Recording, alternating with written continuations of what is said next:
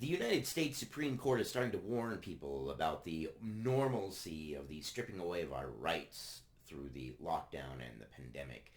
The religious freedoms being stripped away, and if you're non-religious, well, then you don't have a right to tell somebody else to be non-religious, or vice versa. Everybody has their freedoms to practice religion or to not practice religion.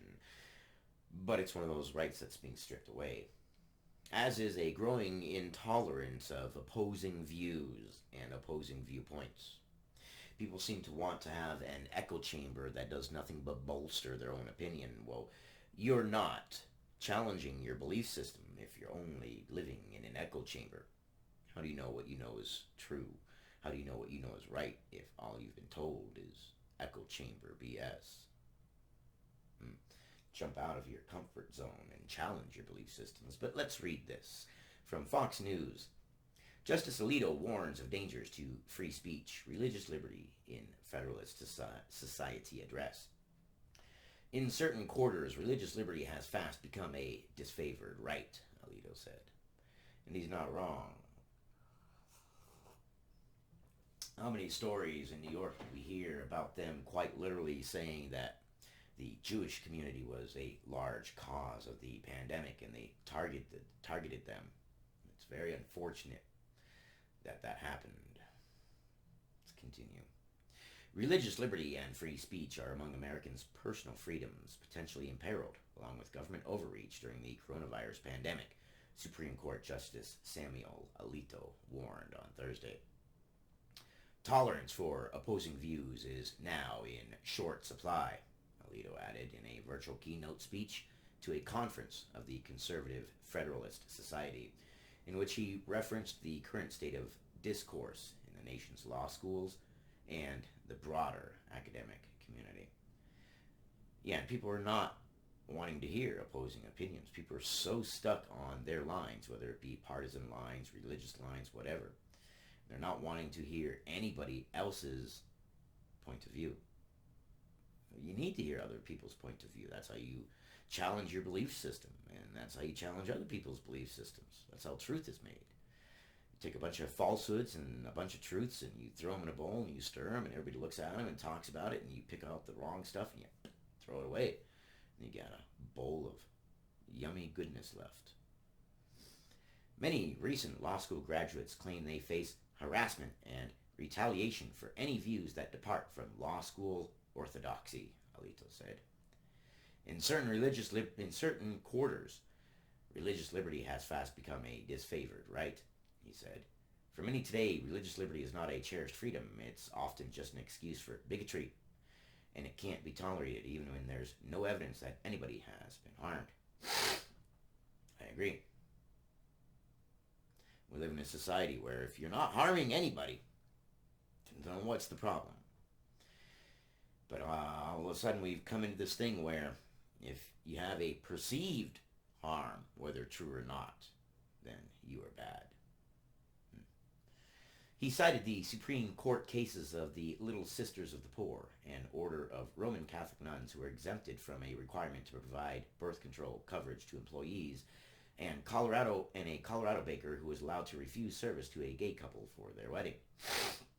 No employees with the Little Sisters of the Poor asked for birth control coverage, and the gay couple was given a free cake by another shop and had celebrity chefs jump to their defense, he said. The question we face is whether our society will be inclusive enough to tolerate people with unpopular religious beliefs, he added, saying Christians deserve the same protections as any of the religious minority groups in cases over which he has presided through the years. And he's correct. Equal application of the law. That's America. One person should not be treated differently than another person under the eyes of the law. Remember, the statue of Lady Justice, what does she have over her face? She has a cloth. She's supposed to be blind. When Alito, 70, a nominee of former President George W. Bush, who was confirmed by the Senate in 2006, touched on the pandemic, he said it has resulted in previously unimaginable restrictions on individual liberty. And whatever people believe about the coronavirus restrictions, the U.S. cannot allow the restrictions to stand after the pandemic has passed. But who decides when the pandemic has passed? How do we know we get all the proper information? What if the pandemic passes, but those in power say, well, we need to make sure that the pandemic has passed. And just a little bit longer, and a little bit longer, and a little bit longer becomes a lot longer. Who decides when the pandemic ends? The World Health Organization has already said that lockdowns should be a last resort, and I thought they were the ones that we cannot go against under any circumstances. Everybody has told me that. YouTube has told me that. The news has told me that. Everybody. We cannot go against the World Health Organization, but here we are going against the World Health Organization and locking down, even though they say we shouldn't. I live in topsy-turvy world. I live in the Twilight Zone. He also said that houses of worship have been treated unfairly compared to other businesses during the pandemic, like in the case of casinos in Nevada. That's right. You can go gamble, but you can't go pray.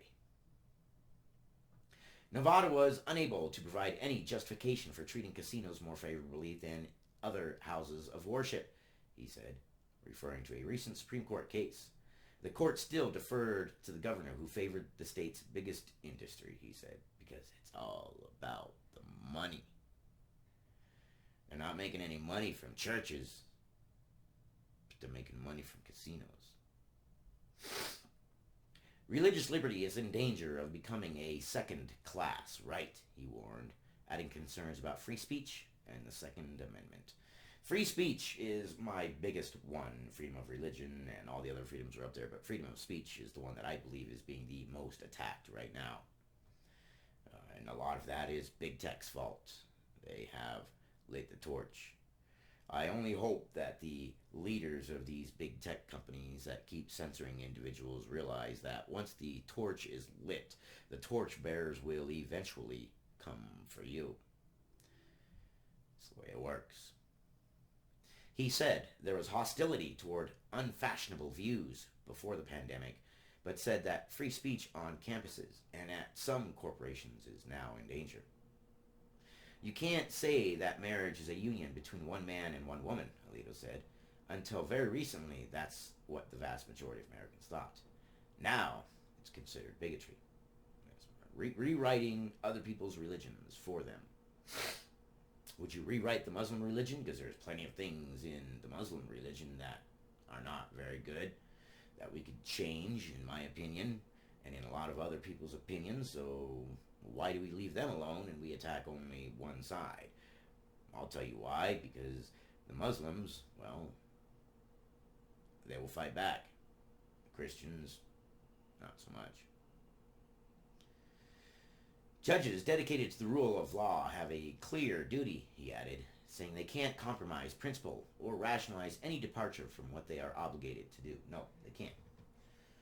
Even though they are human beings and they have their own biases and things such as that, hopefully they are able to put those away and be judges. He said he is confident the court won't do any of that in the years ahead. But who decides when the pandemic ends? He finally mentioned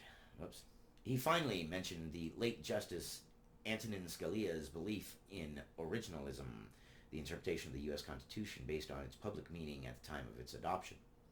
The COVID crisis has highlighted constitutional fault lines, he said, but stressed in his 15 years on the court, good work has been done to protect freedom of speech and religious liberty and the structure of government created by the Constitution. He closed by saying that standing up for the Constitution and freedom is work that lies ahead for all Americans. And it does. It does. If we all stand back and we do nothing, and we sit on our hands, then we can watch our freedoms disappear. But if we stand up and use the law and use the Constitution and in a legal manner say, hey, no, my freedoms are important to me and you're not going to take them away, and we all stand up as a group, then they can't take our freedoms away. Our freedoms are intertwined. Your freedoms are not separate from mine, and mine are not separate from yours, and theirs are not separate from ours. We're Americans. All our freedoms are tied in. If one American's freedoms are threatened, that's one stepping stone to them taking your freedoms away too. You may not agree with someone else.